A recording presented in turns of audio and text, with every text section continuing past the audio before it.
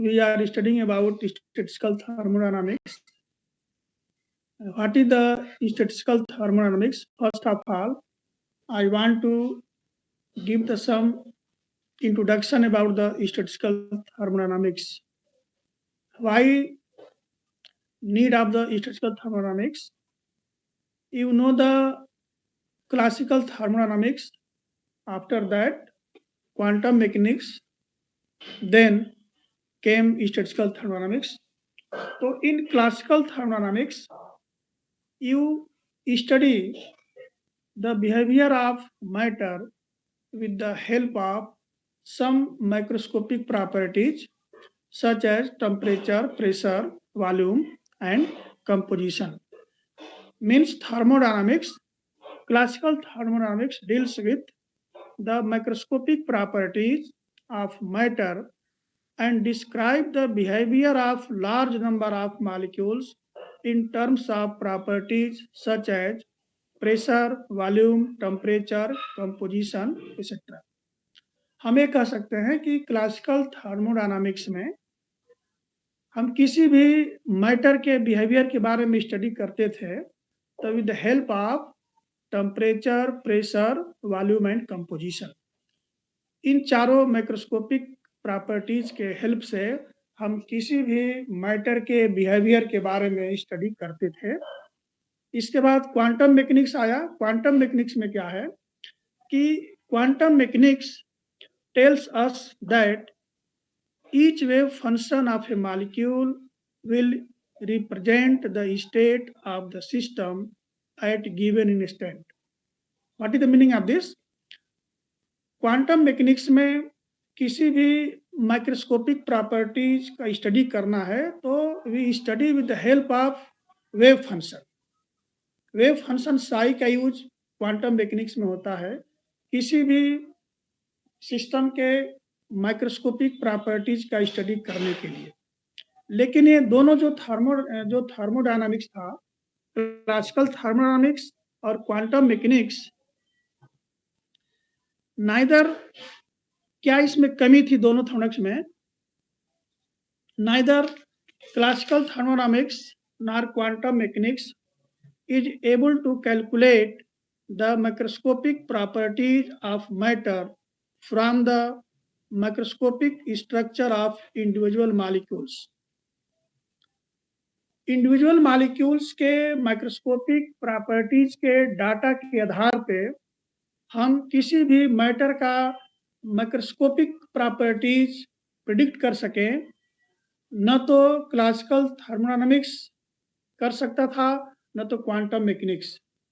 कि किसी भी मैटर के माइक्रोस्कोपिक, देखिए दो प्रॉपर्टीज होता है, मैं आपको बताया हूँ, माइक्रोस्कोपिक प्रॉपर्टीज और सेकेंड होता है माइक्रो, MICRO माइक्रो और MACRO माइक्रो।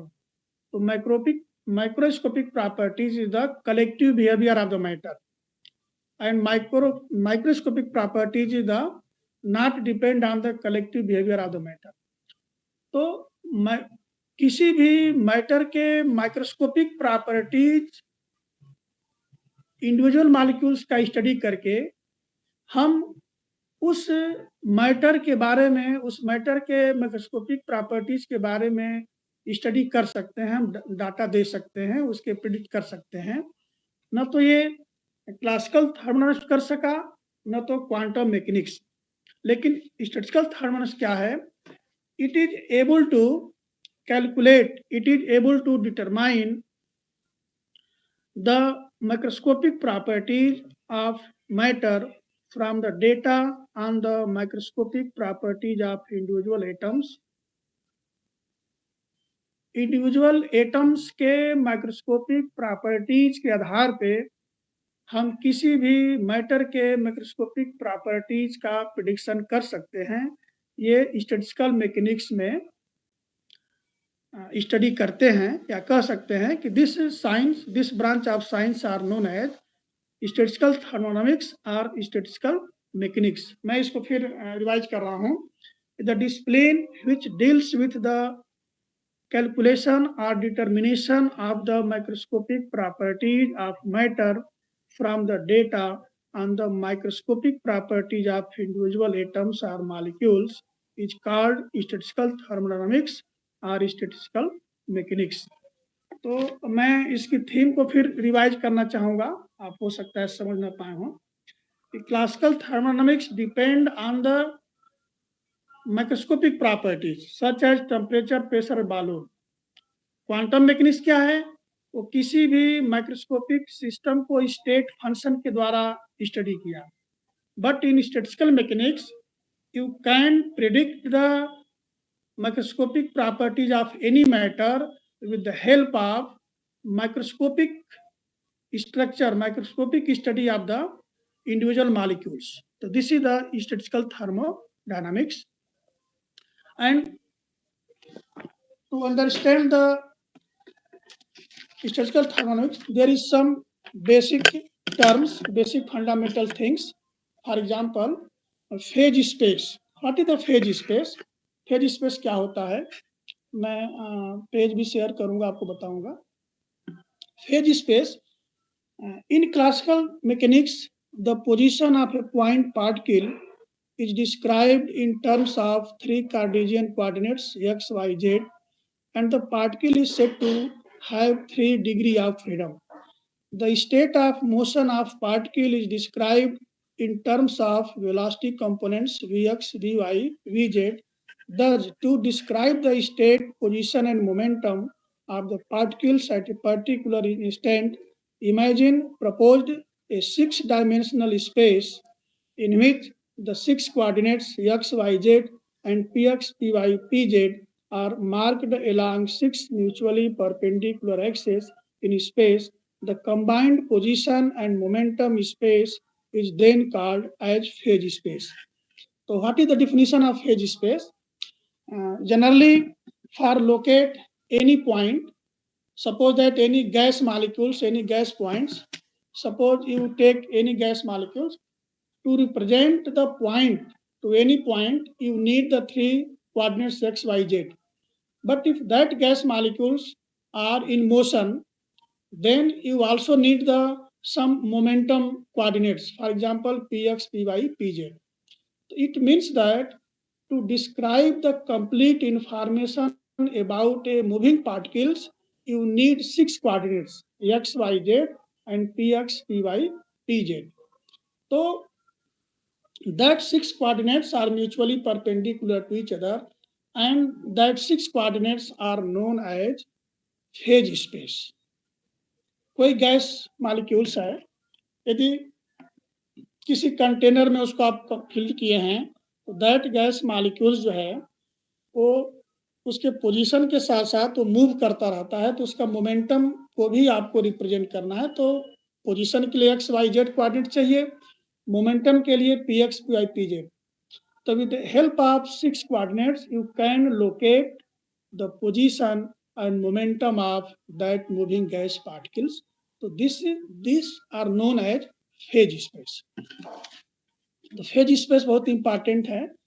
इस स्टैटिस्टिकल थर्मोडायनामिक्स में फेज स्पेस क्या होता है, और उस फेज स्पेस में देयर में भी single gas particles, may be 3-4 gas particles. तो suppose that there are 3 gas particles in the phase space. So to describe the complete information about that 3 gas molecules, that 3 phase points, you need 6n degree of freedom या 6n axis, dimensional axis, 6n axis. तो एक phase point को describe करने के लिए आपको 6 axis की जरूरत पड़ रही है। यदि 3 पॉइंट्स हैं तो तीनों पॉइंट्स को कंप्लीट डिस्क्राइब करने के लिए यू नीड 18 कोऑर्डिनेट्स। ओके, तो हम कहना क्या चाह रहे हैं कि यदि मान लीजिए किसी फेज स्पेस में मोर देन 3 पार्टिकल्स हैं, मोर देन 4 पार्टिकल्स हैं, तो उनके कलेक्शन को हम कहते हैं ensemble. The collection of particles constitute a system and a number of systems constitute the phrase ensemble. This is the definition of ensemble. आपको ensemble के बारे में भी इसमें आपको जानना है कि what is the ensemble? तो मैं आपको फेज स्पेस के बारे में बताऊं कि फेज स्पेस क्या होता है। फेज स्पेस में पॉइंट होते हैं, उसको एक्स वाई जेड और पी एक्स वाई जेड से हम रिप्रेजेंट करते हैं, और यदि बहुत से फेज पॉइंट्स हैं तो उनके कलेक्शन को हम इंसेम्बल कहते हैं। Thus, an ensemble is defined as a collection of very large number of assemblies which are independent of each other but have been made microscopically as identical as possible. Ensemble में क्या है कि ensemble में there are very large number of particles, but what is the conditions? The particles should be identical. Particles should be identical and microscopically are identical, and they are independent of each other. उस particles को यदि हम microscopic level पर देखें तो they are identical. Identicals means ये होता है कि आप समझ रहे होंगे कि एक जैसा हो, उसकी साइज शेप एक जैसा हो, लेकिन जो उसका जो अंदर का स्ट्रक्चर है दे आर डिफरेंट। तो microscopically that particles are the same, that are known as ensemble. Okay, the member of ensemble are identical in features like volume, energy, total number of particles, etc., and are known as element. The element differ in their states, that is they differ in coordinates and velocities. Okay, so this is the definition of ensemble. मैं इसको share करना चाहूँगा।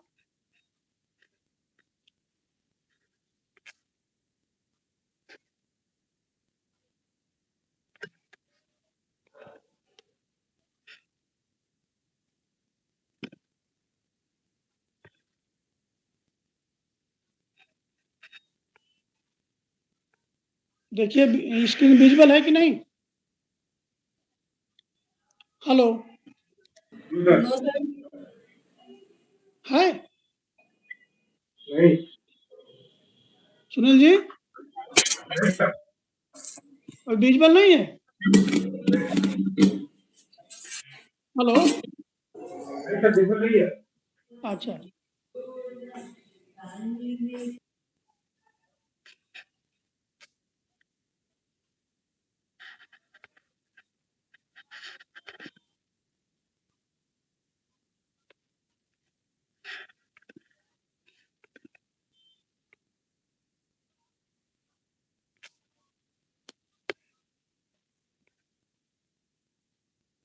आप बताइए ठीक है? चलिए ठीक है। तो this is the definition of phase space and this is the definition of ensemble. तो ensemble is the collection of very large number of systems, and ensembles are three types. Micro canonical ensemble first. What is the micro canonical ensemble? The micro canonical ensemble is collection of essentially independent assemblies having the same energy, volume, and number of the systems. Here, for simplicity, we assume that we have only one type of systems. The individual assemblies are separated by rigid, impermeable, and well-insulated walls. So, what is the micro canonical ensemble? इसमें जितने system होते हैं that system have the same energy, same volume and total number same होता है, and but they are separated by rigid, impermeable and well insulated walls. आप देख सकते हैं फिगर में EVN, there are different systems, and इस systems में different जो है सिस्टम्स हैं, और सिस्टम्स को आप जब कलेक्ट कर देते हैं तो दिस बिकम्स इंसेम्बल। तो इस इंसेम्बल की विशेषता यह है कि जितने भी सिस्टम हैं उनकी एनर्जी, वॉल्यूम और number of particles total same है। Okay, and every system is insulated, separated by rigid, impermeable and well insulated walls. Energy cannot be extended from one system to another system. Molecules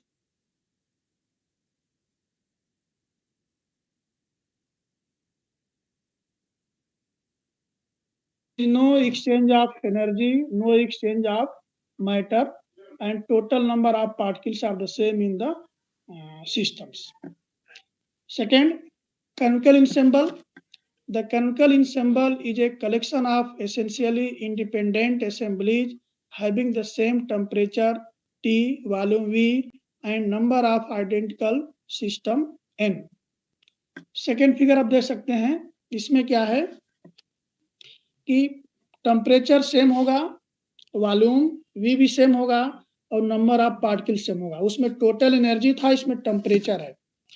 तो temperature same होने के लिए हम करते क्या है कि to assure that all the assemblies have the same temperature, we could bring each in thermal contact with a large heat reservoir at temperature T.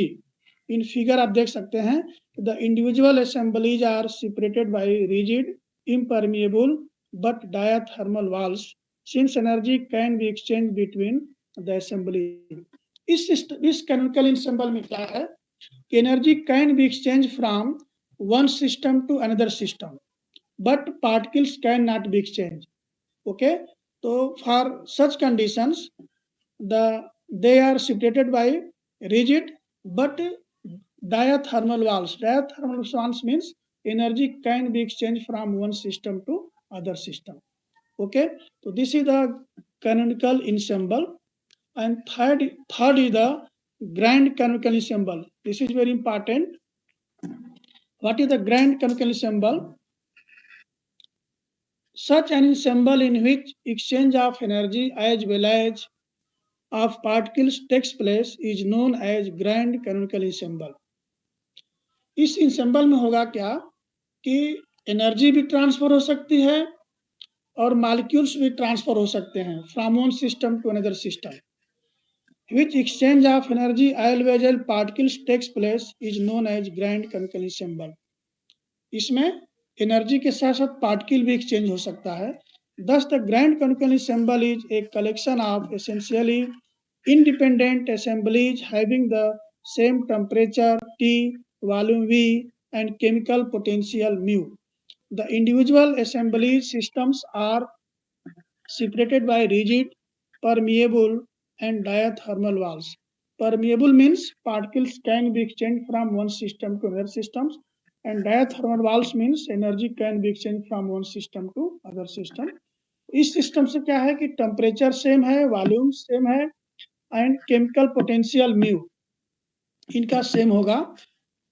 Same temperature T, volume V and chemical potential. Chemical potential is the capacity of the system to do the some work. This is the chemical potential.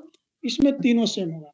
So this is the very important terms which help to understand the statistical thermodynamics further. That is ensemble. First is the microcanonical ensemble. इसमें EVN same है. Canonical ensemble में क्या है कि temperature same है. Grand canonical ensemble क्या है कि T, V and mu same है. फर्स्ट वाले में आप ना तो एनर्जी एक्सचेंज कर सकते हैं ना तो मॉलिक्यूल्स एक्सचेंज कर सकते हैं. सेकेंड वाले में आप मॉलिक्यूल्स एनर्जी एक्सचेंज कर सकते हैं. थर्ड वाले में क्या है कि एनर्जी के साथ साथ मॉलिक्यूल भी आप एक्सचेंज करते हैं. तो this is the three types of canonical ensemble. अब मैं आप लोगों को micro states and micro states क्या होते हैं ये बताने जा रहा हूँ.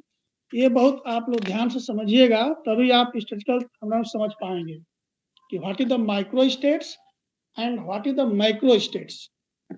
बार बार यूज इसका होगा. तो माइक्रो स्टेट्स क्या होता है, माइक्रो स्टेट क्या होता है. The state of an individual system और molecule may be represented in phase space by a point known as phase point. मैं अभी आपको बताया हूँ. The state of an individual system or molecules may be represented in phase space by a point known as phase point or representative point. The phase space may be divided into cells 3-I. इसका मतलब क्या है कि phase space में किसी भी point को represent करने के लिए 6 क्वाड्रेंट की आवश्यकता पड़ती है और उसको हम फेज पॉइंट्स कहते हैं। एक मॉलिक्यूल्स को आप रिप्रेजेंट करना है तो that molecules are known as phase point. Phase points means any gas molecules, that is the phase points, and that phase space are divided into different cells. कुछ phase space में different cells होते हैं, more than 3 cells, 3, 4, 5, 6, 7 means उसको different energy levels में phase space को हम divide किए रहते हैं और उसी में हम देखते हैं कि जो आपके फेज पॉइंट्स हैं मोर देन 100 है, मोर देन 1000 है, तो कैसे उसमें जाके एकोमोडेट होते हैं डिफरेंट सेल्स में। तो आपको मैं यहाँ बताना बस इतना ही चाहूँगा कि फेज स्पेस में फेज पॉइंट होता है and that phase space may be divided into different cells. Okay?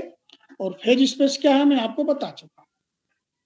Each arrangement of specified system or molecules with their representative point in a particular cells is called a microstate.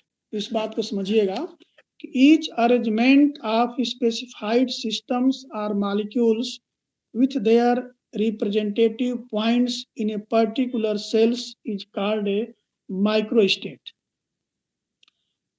अभी मैं आपको बताऊं कि phase space में different cells होते हैं। तो ये माइक्रोस्टेट क्या होता है कि each arrangement of specified systems are molecules with their representative points in a particular cells. मान लो 3, 4, 5 सेल्स हैं तो किसी पर्टिकुलर सेल्स में कितने फेज पॉइंट्स एकोमोडेट हैं, कितने फेज पॉइंट्स का एकोमोडेशन है। मान लीजिए 10 फेज पॉइंट्स हैं, 10 मॉलिक्यूल्स हैं, किसी सेल में 4 मॉलिक्यूल्स हैं, तो the accommodation of 4 molecules are 4 phase points in a cell, in a particular cell, this is known as microstate. The representation or the accommodation of 4 molecules, 4 phase points in a particular cells are known as microstate। 10 molecules हैं और मान लीजिए 3 sales उस divided है, तो 10 molecules में से suppose that 5 molecules किसी एक सेल में हैं, तो उनका माइक्रोस्टेट 5 मॉलिक्यूल्स का हो गया। 2 molecules suppose that in second cell हैं, तो उनका माइक्रोस्टेट और डिफरेंट हो गया। बचे आपके 3 मॉलिक्यूल्स, तो दैट 3 मॉलिक्यूल्स में be in the third cell, तो उनका माइक्रोस्टेट भी अलग हो गया।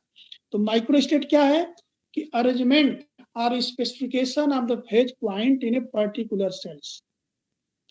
उस फेज स्पेस में जितने भी सेल्स में उसको आप डिवाइड किए फेज स्पेस को, तो प्रत्येक सेल्स में फेज पॉइंट्स का जो एकोमोडेशन होता है, जो आप प्लेस करते हैं, उसी को हम कहते हैं microstate. Okay, that is the microstate. The arrangement of molecules in a particular cells or specification of molecules in a particular cells are known as microstate।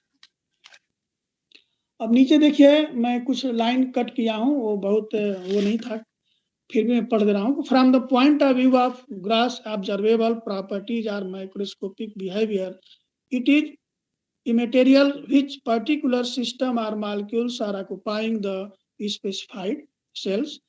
What is the microstate क्या होता है?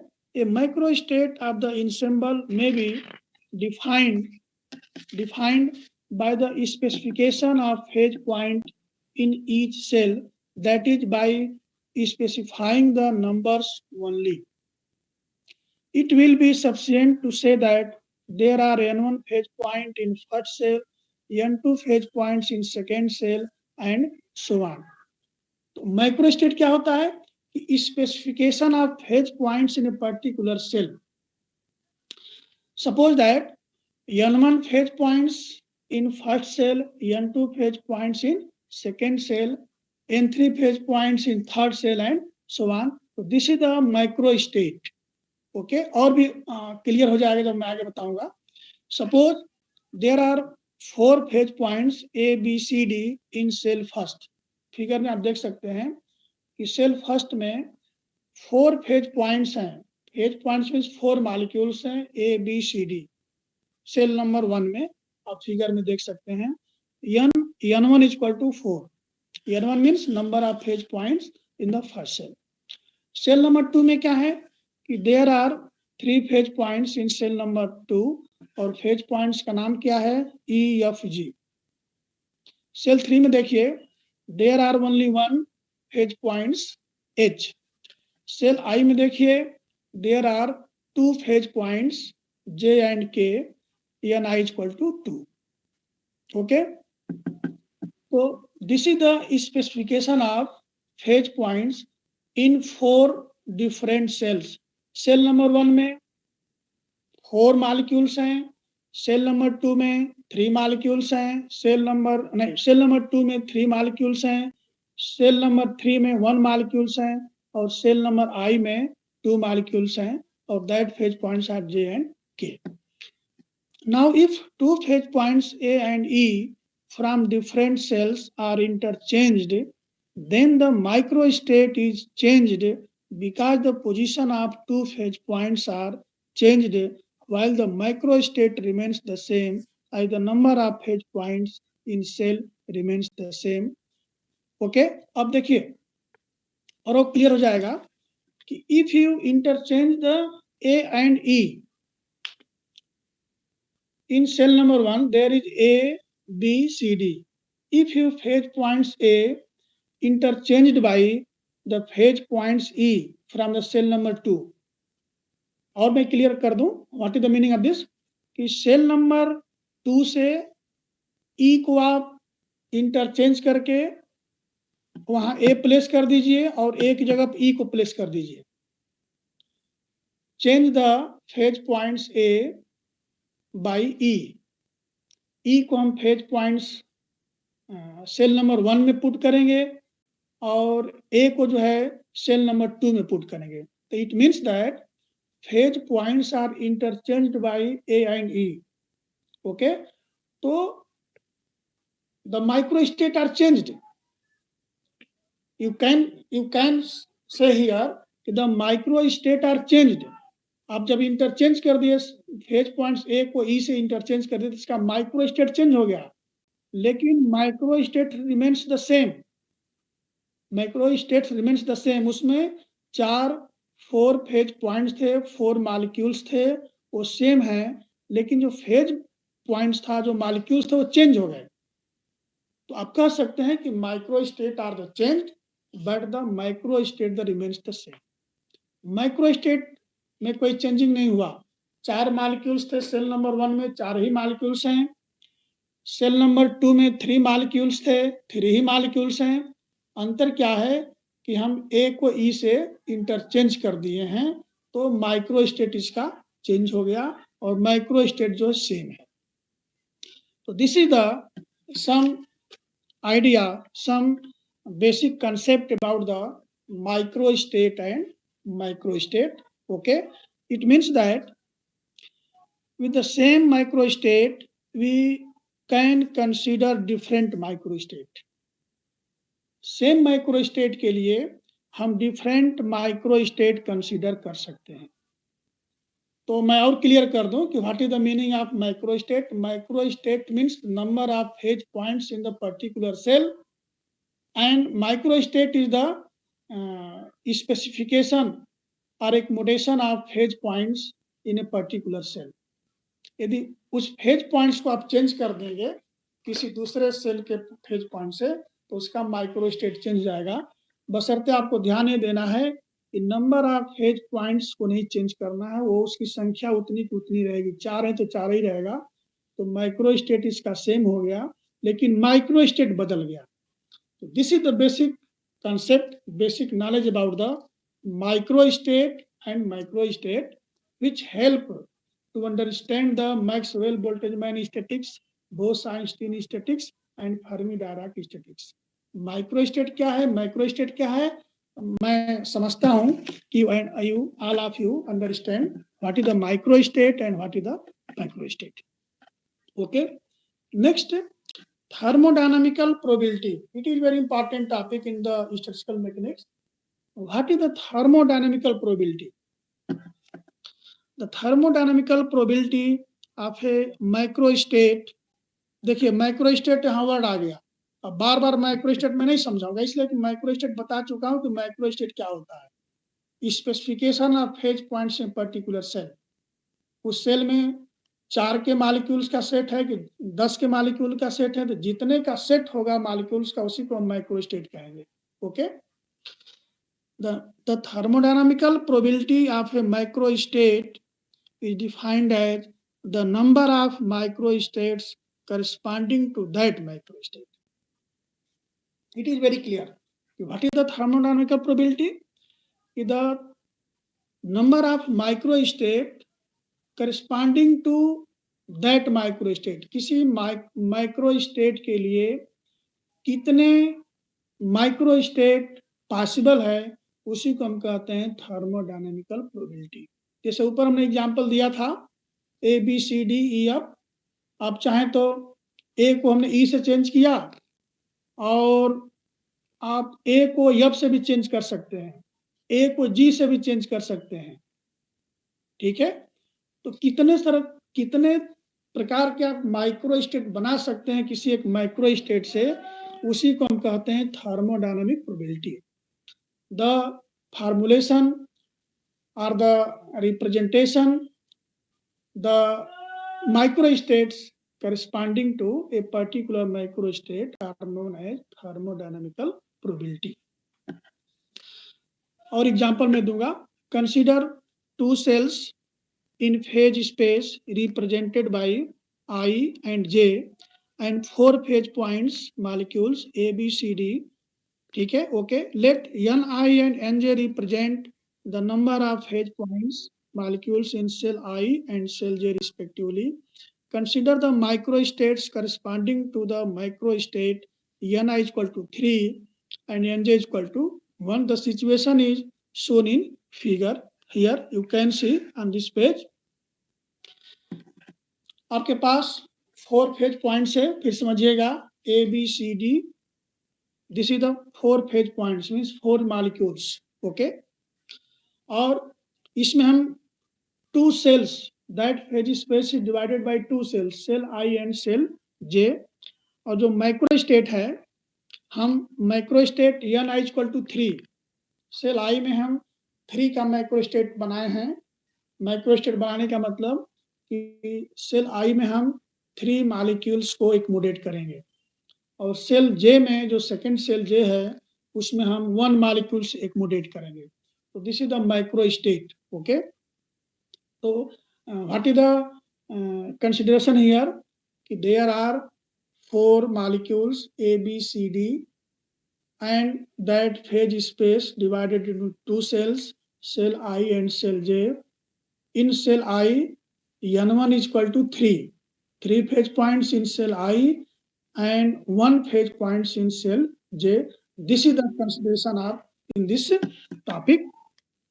This is the situation. तो आप देख सकते हैं कि कैसे फेज पॉइंट्स हम अलग अलग इसमें बना सकते हैं। ओके, सेल आई में देखिए ए बी सी पुट कीजिए और डी को हम सेल जे में पुट कर दिया। सेकेंड ऑप्शन क्या है, इस सेल आई में ए बी डी मॉलिक्यूल्स को हमने अरेंज किया और सी को सेल जे में पुट कर दिया। एक और बन सकता है, ए सी डी हमने सेल आई में पुट किया, बी को हमने जे में पुट किया। एक और बन सकता है बी सी डी और ए को हमने सेल जे में पुट किया। तो this is the arrangement of 4 molecules in different 2 cells. Conditions क्या है, 2 सेल हैं, एक सेल में आप 3 मॉलिक्यूल्स रख सकते हैं, एक सेल में 1 मॉलिक्यूल्स को नहीं रख सकते हैं। 4 मॉलिक्यूल्स हैं, तो 4 मॉलिक्यूल्स को हम कैसे बारी बारी से उसको चेंज करके हम एक्मोडेट कर रहे हैं, आप फिगर से क्लियर कर सकते हैं, समझ सकते हैं। सेल आई में हमने ए बी सी रखा, डी को इसमें कर दिया, फिर ए बी डी को आई में रखा तो हमने सी को यहाँ रख दिया, ए सी डी हमने सेल आई में रखा तो बी को यहाँ प्लेस कर दिया, जब बी सी डी वहाँ प्लेस हुआ तो डी को यहाँ प्लेस कर दिया। ओके, तो this is the accommodation of 4 molecules in 2 different cells with Ni is equal to 3 and Nj is equal to 1. So there are 4 microstates corresponding to microstate Ni is equal to 3 and Nj is equal to 1. इसको देख सकते हैं. There are 4 microstates corresponding to microstate Ni is equal to 3. Microstate Ni is equal to 3 के corresponding 4 microstate आपने बना दिया. Microstate का मतलब है कि you can arrange the 4 molecules out of 4 molecules in a cell, particular cell I, with combination of 3 molecules, 4 types. 4 प्रकार से आप इसको अरेंज कर सकते हैं. तो माइक्रोस्टेट 3 के करस्पॉन्डिंग 4 माइक्रोस्टेट आपने बनाया और माइक्रोस्टेट Nj इक्वल टू 1 के करस्पॉन्डिंग भी आपने 4 अरेंजमेंट मॉलिक्यूल्स का आपने रिप्रेजेंट कर रहा है. तो you can say there are 4 microstates corresponding to microstate Ni equal to 3 and Nj equal to 1. ये आप इसको ठीक से समझिएगा तभी आगे समझ में आएगा. ठीक है.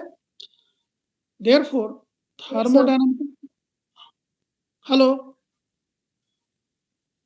बोलो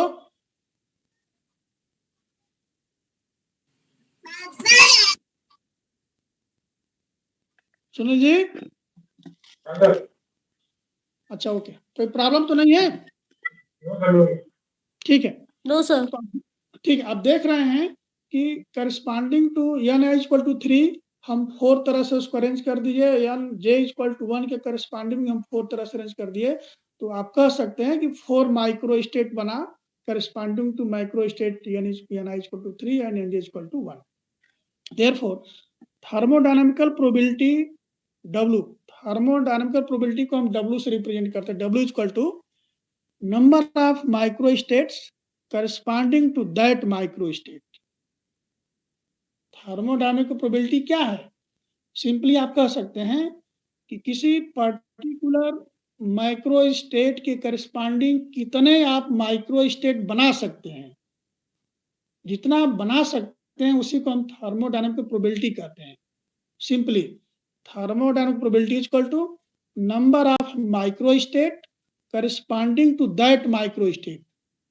उस माइक्रोस्टेट के करस्पॉन्डिंग कितने आप माइक्रोस्टेट बना सकते हैं उसी को हम कहते हैं thermodynamical probability. Here you see that 4 microstate you can find or can prepare 4 microstates out of the microstate N is equal to 3 and N is equal to 1. So there is equal to 4. Number of microstates corresponding to that microstate is equal to 4. हमने 4 arrangement different एक्मोडेशन हमने किया है. तो आपका microstate यहाँ 4 हो गया. This is the thermodynamical probability. You can say in other words thermodynamic probability is nothing but the number of microstates corresponding to macrostate are known as thermodynamical probability. और उसको देखो नीचे आप देख सकते हैं कि in general for n phase points the thermodynamical probability is given by W is equal to factorial n upon n1 factorial n2 factorial ni factorial. देखिए इसमें होता क्या है, where n1 n2 ni denote the number of phase points in cell first, second and I respectively. अभी तो मैं आपको 4 molecules का एग्जांपल लेकर के समझाया था, लेकिन सपोज दैट 100 मॉलिक्यूल्स हैं, ठीक है, या 1000 मॉलिक्यूल्स हैं और हमने केवल 2 सेट बनाया, माइक्रोस्टेट Ni इक्वल टू 3 और माइक्रोस्टेट 1 का. यदि 100 मॉलिक्यूल्स हैं तो आप 5 का भी माइक्रोस्टेट बना सकते हैं, 10 के सेट का माइक्रोस्टेट बना सकते हैं, 20 का भी माइक्रोस्टेट का सेट बना सकते हैं, 30 का भी बना सकते हैं और डिफरेंट सेल में डिवाइड भी कर सकते हैं. तो दैट बिकम्स वेरी कॉम्प्लिकेटेड. तो उसको आप कैसे करेंगे, उसके लिए इन्होंने एक जनरल फार्मूला डिड्यूस किया है, उसी को मैं करने जा रहा हूँ. 2 मालिक्यूल्स, 4 मालिक्यूल, 10 मालिक्यूल्स हैं तो उसको तो आप अरेंज कर लेंगे, लेकिन यदि मोर देन 1000 मालिक्यूल्स है, मोर देन 100 मालिक्यूल्स है, तो what you do for that there is an formula deduced by the statistical thermodynamics. W is equal to factorial n upon n1 factorial n2 factorial n I factorial. N, where n capital N is the total number of particles. n1 क्या है? Cell number 1 में number of phase points. n2 क्या है? Number of phase points is cell number 2. n3 क्या है? Number of phase points is cell number 3. ni क्या है? Number of phase points is cell number i. तो यदि आपको ऐसे कैलकुलेशन करना हो तो टोटल पार्टिकल्स का फैक्टोरियल निकालिए और जितने का आप सेट बना रहे हैं माइक्रो स्टेट का, उससे फिर डिवाइड करना पड़ता है आपको. यदि सिंपली आप एग्जांपल देखेंगे ना, यदि 4 मॉलिक्यूल्स का तो हम निकाल सकते हैं. जैसे हमने 4 मॉलिक्यूल्स का यहाँ बनाया, तो here total number of molecules is to 4. तो 4 फैक्टोरियल मीन्स कितना होगा बता सकते हैं आप लोग? फैक्टोरियल 4 मीन्स मैथमेटिक्स के बच्चे बता सकते हैं, जो मैथमेटिक्स बैकग्राउंड के होंगे बता सकते हैं. हाँ, कितना होगा? 24. Okay, 4 into 3 into 2. तो 4 into 3 12 into 2 24. Okay, here upon factorial n1. तो n1 मीन्स 3, सेल i में 3 है तो फैक्टोरियल 3 हो गया, और सेल j में 1 है तो फैक्टोरियल 1 हो गया. तो factorial 4 upon factorial 3 into factorial 1 कितना होगा? ऊपर 24, नीचे फैक्टोरियल 6. तो 24 डिवाइडेड बाई 6 इक्वल टू 4. तो माइक्रो स्टेट आपका 4 आ गया. ओके, तो मान लीजिए तो 4 मॉलिक्यूल्स बहुत कम थे तो आपने यहाँ चेक भी कर लिया, लेकिन और भी ज्यादा मॉलिक्यूल जब हो जाएंगे 1000 मोर देन 10,000 तब कैसे आप सेट करेंगे? आप बनाते ही रह जाओगे. तो उसके जनरल फार्मूला निकाला गया है इस तरह पे, W equal to factorial n upon factorial n1 factorial n2 factorial ni. This is the thermodynamical probability. Okay, मैं इस पर न्यूमेरिकल भी दे सकता हूँ कि 100 मॉलिक्यूल्स हैं और 4th सेल हैं. एक सेल में मान ली 10 मॉलिक्यूल्स हैं, दूसरे सेल में 30 मॉलिक्यूल्स हैं, तीसरे में 40 मॉलिक्यूल्स हैं और चौथे में 20 मॉलिक्यूल्स हैं. तो कितना आपका होगा? तो आप W इक्वल टू क्या करेंगे? Factorial 100 upon factorial 10 into factorial 20 factorial 30 factorial 50. जो आंसर आएगा वही थर्मोडायनामिक प्रोबेबिलिटी हुआ. उतने तरीके से आप माइक्रो स्टेट बना सकते हैं. Okay, taking logarithm of both sides of equation 1. जो इक्वेशन 1 का हम लॉगरिथम लेते हैं और इसको सिंपलीफाई करने के लिए log W इक्वल टू, जब इसको लॉगरिथम लेंगे तो W का log W equal to log factorial n minus summation of log ni factorial. Okay, applying Stirling theorem. Mathematics में स्टर्लिंग थ्योरम होता है कि factorial n equal to n log n minus n. This is the formula. आप देख सकते हैं यहाँ नीचे में फार्मूला दिया हूँ सेकेंड लाइन में. log W equal to factorial n की वैल्यू हो जाएगी n log n minus n minus summation of log ni factorial. तो log ni फैक्टोरियल की value summation of ni log ni plus summation of ni. Okay, और नीचे में formula लिखा हूँ, देखिए स्टर्लिंग अप्रॉक्सीमेशन क्या है कि log factorial n equal to n log n minus n. Okay, तो जब इक्वेशन 1 का आप लॉगरिथम लेंगे, हाँ इक्वेशन 1 का लॉगरिथम लेंगे तो log omega W equal to log n factorial, और जो नीचे पोर्शन डिनोमिनेटर में था जब ऊपर जाएगा तो माइनस हो जाएगा log a अपान b. तो log a minus log b आप जानते होंगे. तो ये n1 factorial n2 factorial n3 multiplication का है, उसको हम समेशन में कर लेंगे, summation of log ni factorial. Okay, जब स्टर्लिंग अप्रॉक्सीमेशन यूज करेंगे कि factorial ni equal to n log n minus n, उस फार्मूले से आपको मिलेगा n log n minus n minus summation of ni log ni और minus log summation of ni, लेकिन माइनस माइनस मिलके प्लस हो जाएगा, ये plus summation of ni. Okay, here log W equal to n log n minus summation of ni log ni plus n. बीच में formula दिया हुआ है, देखिए स्टर्लिंग अप्रॉक्सीमेशन फार्मूला है जो ब्रैकेट में है. फिर नीचे देखिए log W equal to n log n minus summation of ni log ni और समेशन ऑफ ni का टोटल नंबर ऑफ n हो जाएगा. समेशन ऑफ एन आई का मतलब ये होता है कि टोटल नंबर ऑफ पार्टिकल्स, तो summation of N I replace by capital N, total number of particles. Okay, तो here minus N plus N cancel हो जाएगा, तो आपको मिलेगा log w equal to n log n minus summation of N I log N I. Okay, तो this is the thermodynamic probability. Thermodynamic probability, अब देखिए इसमें log w equal to n log n minus summation of N I log N I, इस फार्मूले से आप बहुत कम समय में माइक्रो स्टेट का कैलकुलेशन कर सकते हैं।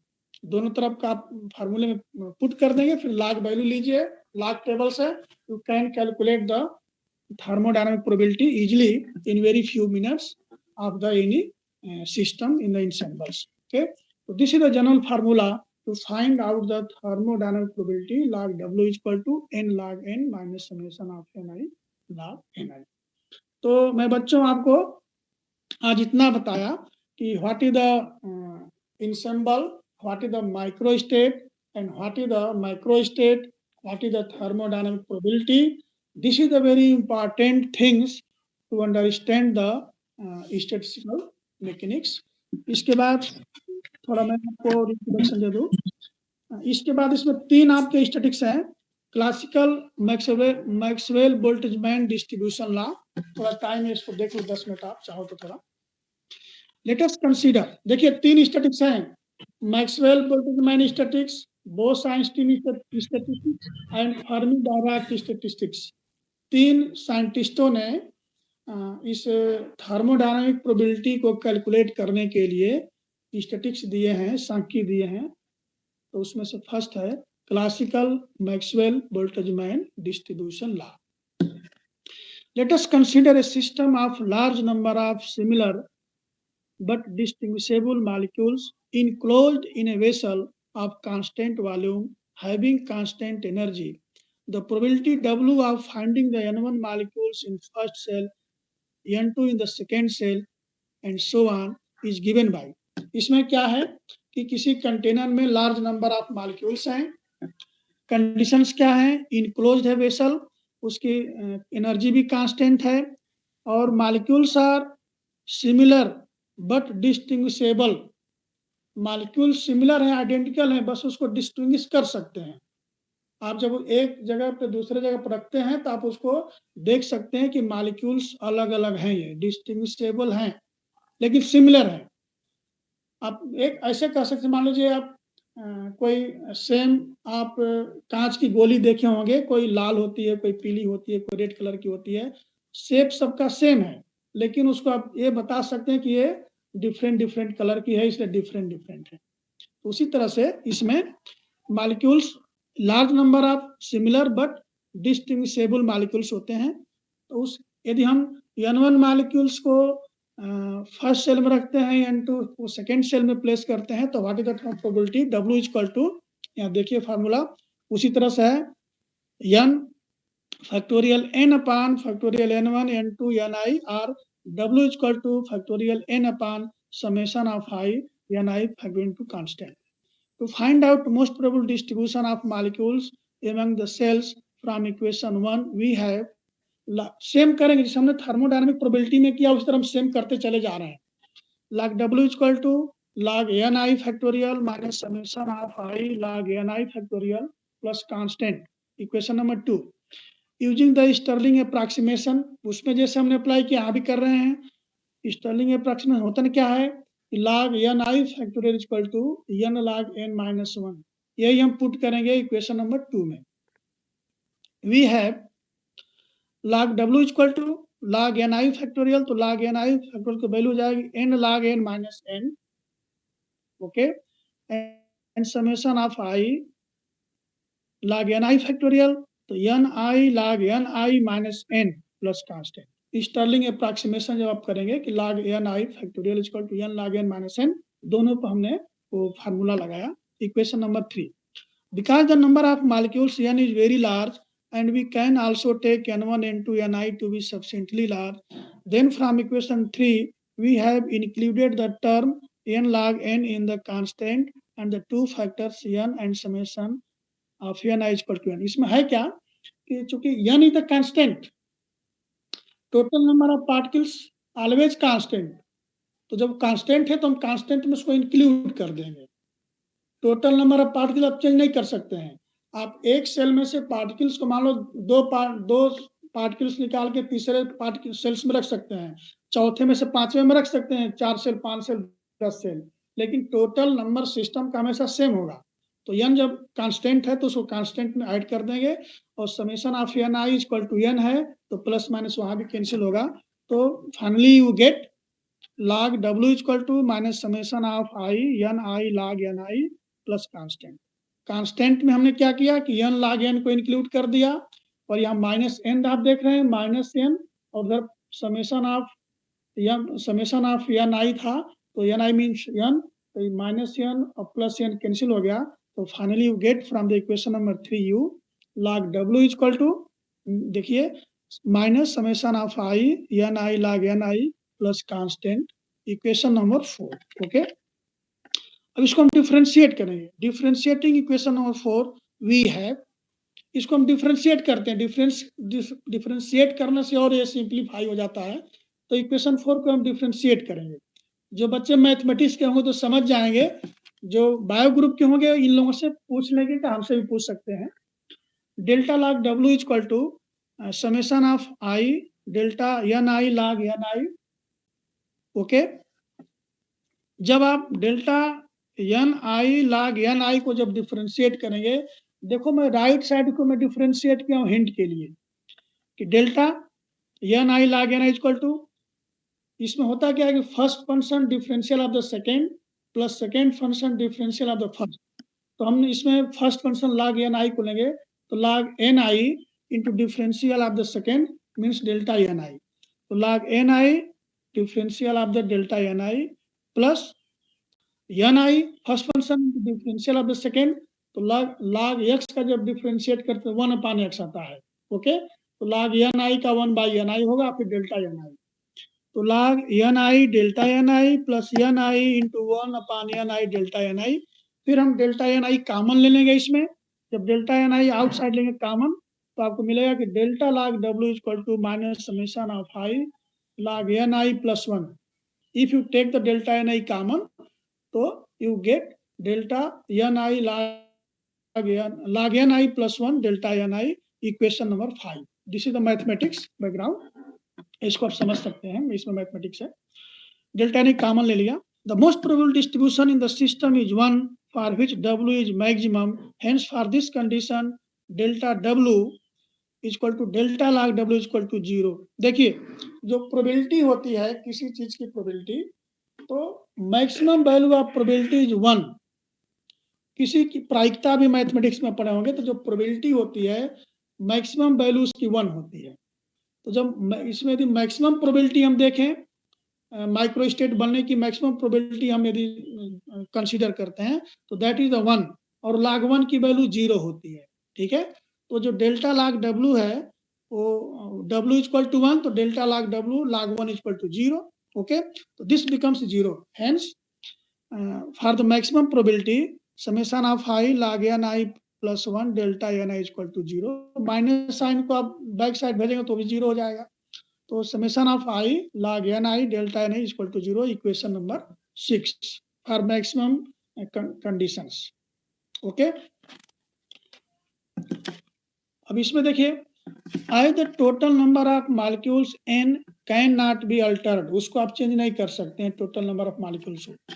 The variation delta N I must always add up to 0, that is summation of N I equal to n equal to constant.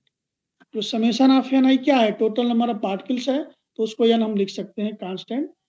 Therefore summation of I delta N I equal to delta n equal to 0, equation number 7, इसको हम लिख सकते हैं। Let us consider a particular configuration such that ni particles go to first cell with energy psi1, n2 particles to second cell with energy psi2 epsilon 2 and so on। हम ये suppose करते हैं कि n1 पार्टिकल सेल फर्स्ट में जाता है, cell first की energy epsilon 1 है, सेल 2 की एनर्जी एप्सिलॉन 2 है। तो उस कंडीशंस में क्या होगा कि summation of I n I epsilon I is equal to E. Here E the total energy.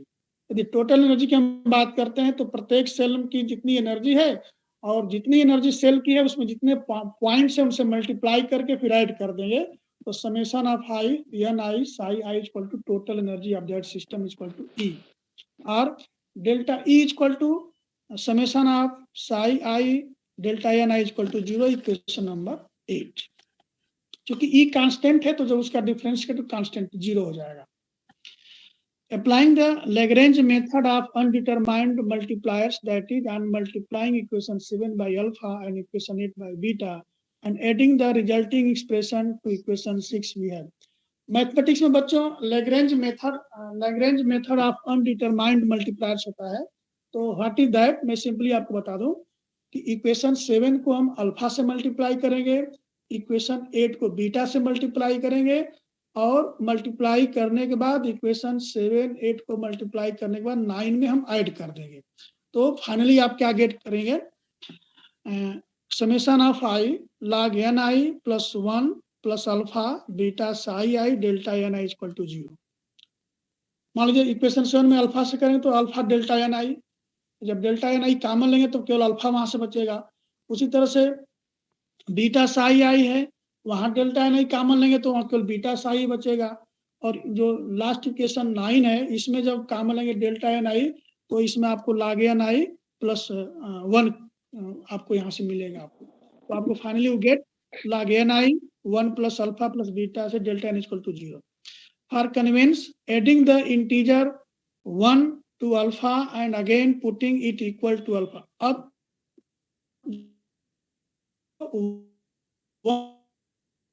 Very less quantity तो उस 1 को हम अल्फा में ऐड कर देंगे. It means that 1 plus alpha you can take as alpha. That equation 9 comes log n i plus alpha plus beta psi I delta n I equal to 0. Okay. Equation 10 will be satisfied only when each term in the summation is separated 0. जो equation 10 है उसकी value 0 है तो log n i plus alpha plus beta epsilon i should be 0 here.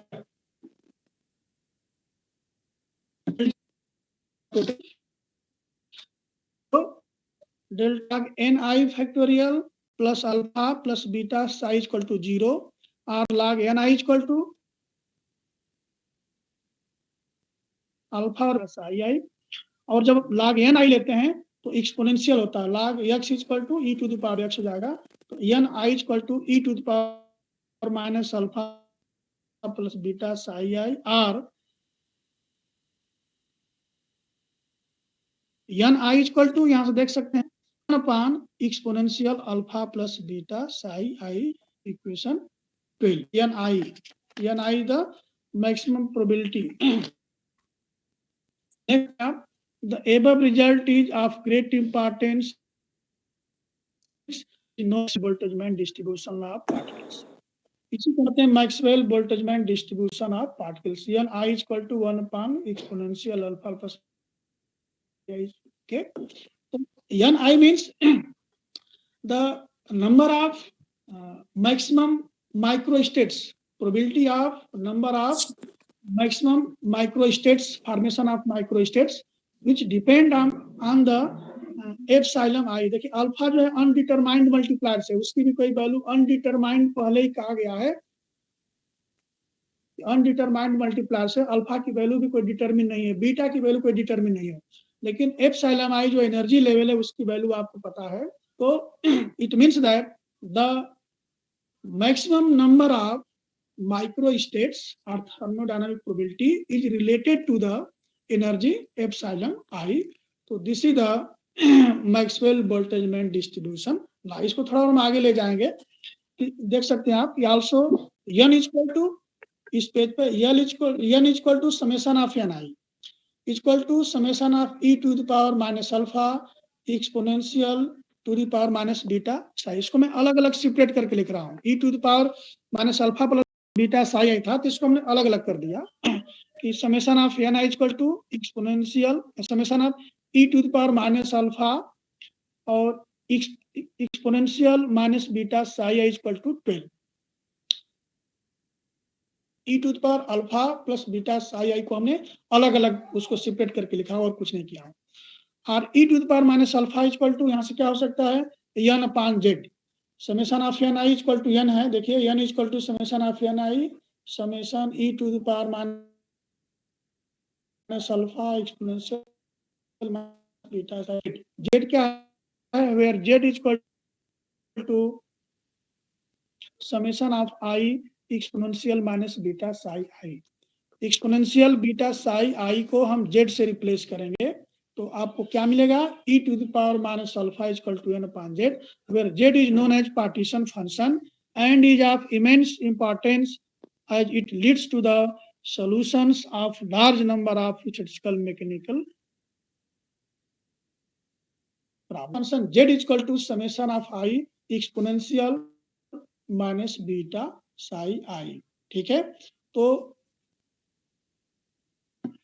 ये इसी को कहते हैं पार्टीशन फंक्शन। पार्टीशन फंक्शन है क्या, मैं इसको डिफिनेशन दे दूं कि पार्टीशन फंक्शन में बी डिफाइंड है how many micro states are accessible to your system in a given ensemble. किसी भी इंसेंबल में कितने माइक्रो स्टेट जो है एक्सेसिबल है, माइक्रो स्टेट आप बना सकते हैं, माइक्रो स्टेट इज पॉसिबल है in your system in ensemble. किसी इंसेंबल में किसी सिस्टम में कितने माइक्रो स्टेट एक्सेसिबल है, फिजिबल है, पॉसिबल है, उसी को हम कहते हैं पार्टीशन फंक्शन। तो partition function z is equal to summation of I exponential minus beta psi I. तो इसमें मैक्सवेल बोल्ट्जमैन डिस्ट्रीब्यूशन लॉ भी है और पार्टीशन फंक्शन है। This heading include partition function also and Maxwell Boltzmann distribution law. उसमें आपको last में n I equal to 1 upon e to the power alpha plus beta psi deduce करना पड़ेगा। तो that n i is give the maximum number of micro states in any system.